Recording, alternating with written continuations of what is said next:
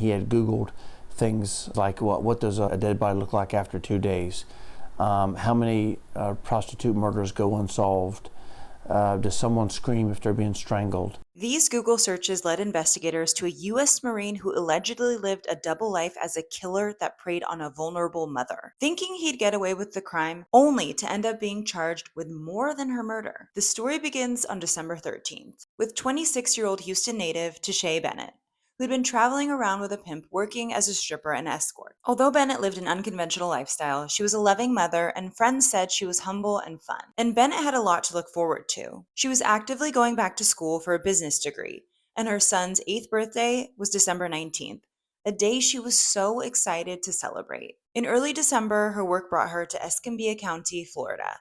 She was working out of the Sweet Dream Inn on Plantation Road in Pensacola, Florida. It was pretty normal for Bennett to keep in touch with family and friends. So when they hadn't heard from her for a day, they got worried. The silence led family to believe something was wrong, and their first plan of action was to call the hotel front desk. They begged them to check on Bennett. The hotel staff obliged. When the hotel worker checked on Bennett's room later that night, she found the door open and the room empty. Inside, she noted 2 cell phones in the tub, and they were wet. So the staff member informed family and 911 was called. Typically, missing persons cases, if you're over 18, you can go where you want to go. You're free to roam. Despite the circumstances, Escambia Sheriff's Office went to Sweet Dream Inn to check in on Bennett. And as soon as they arrived, they were suspicious.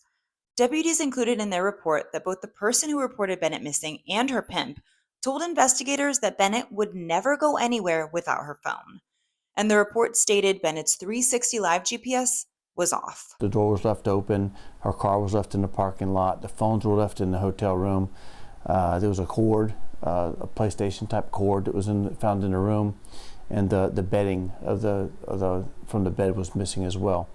Obviously, those were concerning to us. Because of the unusual way the room was left, they began investigating the case as a homicide, and Sheriff Simmons said they obtained almost 10 search warrants on cars and phones, which helped gather the clues they needed to piece together what happened to Bennett and eventually narrow in on a suspect. Now, these investigators worked hard to find even more clues in Bennett's case.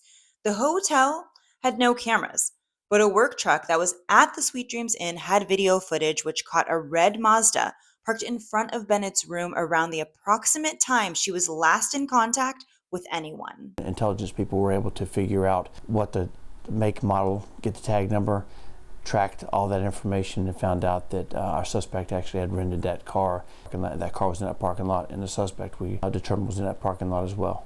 When they got in touch with the owner of the car, they were able to confirm that the car was rented out around 9 a.m. on December 13th and returned 2 days later around 11 p.m.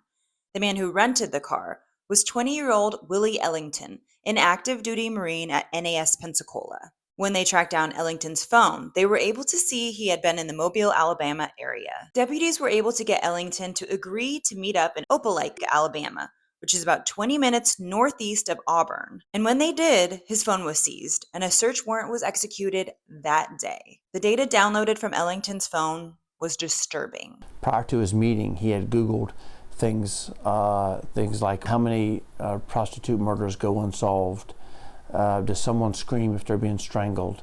These are, again, I said it's chilling, I said it's disturbing. That's all of those things with regards to this suspect in this case.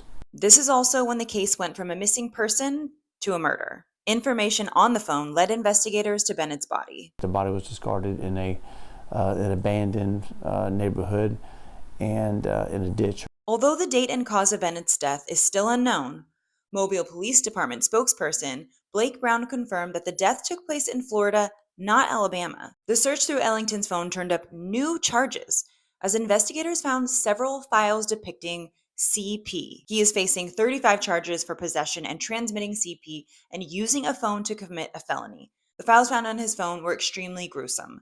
And Escambia Sheriff's Department has received some criticism for releasing that Bennett worked as an escort, but they have reasoning for that. We think that he used her occupation to go after her. Like, he felt like this was someone that he could victimize and get away with it. And I think that was important. This wasn't basically a random thing. He targeted this individual because he thought that her position would allow him to get away with it. He was wrong. And her friends agree. The person who did it, the coward, he thought nobody was going to look for her. She was going to go missing. No one was going to care.